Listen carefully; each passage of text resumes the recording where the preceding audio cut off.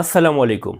د یخنۍ موسم رالو او په دې موسم کې د شاتو استعمال د شاتو خوراک ډیر زیات عام شي او ډیر سیوا شي. خو مسله دا ده چې دلته پاکستان کې خالص شات ملاوېدل ډیر زیات ګران دي.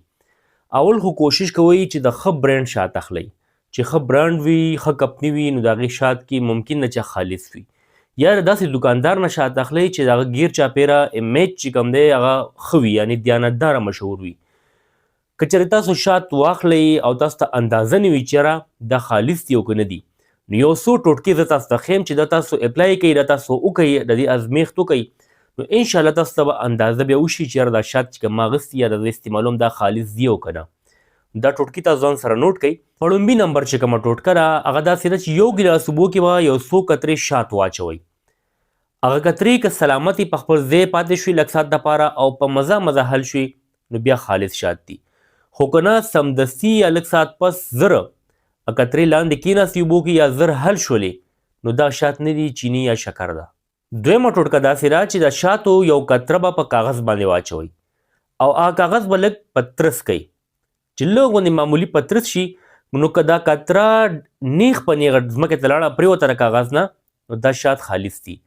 خو که نه دغه قطره چې کوم ده د شاتو دا په کاغذ باندې وښویده، لکیر شانې جوړه کړله، هغې نه پس پرېوتله، نو دا خالص شات نه دي. درېیمه ټوټکه داسې ده چې په کاغذ باندې ما لږ غوندې شات واچوئ. یو څو قطرې شات به په یو ځای باندې واچوئ او هغې نه به ګیر چاپېره په پنسل باندې بالپین باندې یو دایره تاو کئ. شاتو سره نږدو به دایره تاو کئ او بیا ورته لږ ساعت صبر وکئ. که هغه دایره کې دننه شات په خپل ځای پاتې شو، نو شات خالص دي.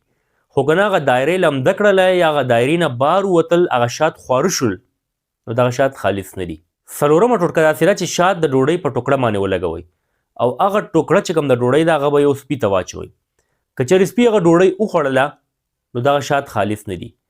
او که چېرې ونه خوړله، دغه شات چې کوم تاسو په ډوډۍ لګولي دا خالص دي. پنځمه ټوټکه داسې ده چې په مالوش باندې به شاتو قطرې واچوئ، مالوش به پرې لامده کوئ او هغې ته به بیا تیلی ورته کوئ. که چېرې اور یې واخیستو نیغ په نیغه ډایرکټ، نو دغه شات خالص دي. خو که اور یې وانغېستو یا یې اور واخیستو خو زر مړ شو یا یې سکروټې شانې وکړې، ایره یې وکړله، دغه شات خالص نه دي. پنځمه ټوټکه داسې ده چې شات به په فریج کې لږ ساعت لږ کېږدئ. که شات ستاسو مکمل جام شو لکه د واورې په شان، نو دغه شات خالص نه دي. خالص شات کله هم نه جام کېږي، د چینی یا شکر استعمال شوي شات جام کېږي. خالص شات دومره شي چې ټینګ شي، خو جام کېږي نه، د واورې په شان سختېږي نه. شپږمه ټوټکه داسې ده د خالص شاتو معلومولو چې د مالګې یو ګیټ کې به واخلئ، ثابته مالګې ګیټ کې به واخلئ، ټوکړه به واخلئ، په هغې به شات ولګوئ او هغه شات به بیا وڅټئ. که شات په خپل شکل کې وو، نو هغه شات خالص دي، او که نه د مالګې خوند پکې رالو، دغه شات بیا خالص نه دي.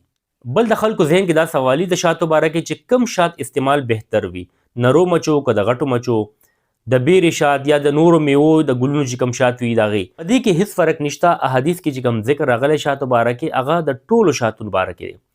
مطلب هر شات تاسو استعمالولی شي، هغه شفا ده، خو چې خالص تاسو ته میلاو شي. او چې خالص شات تاسو ته میلاو شو، نو دې نه ښه خبره بلې نشته دی.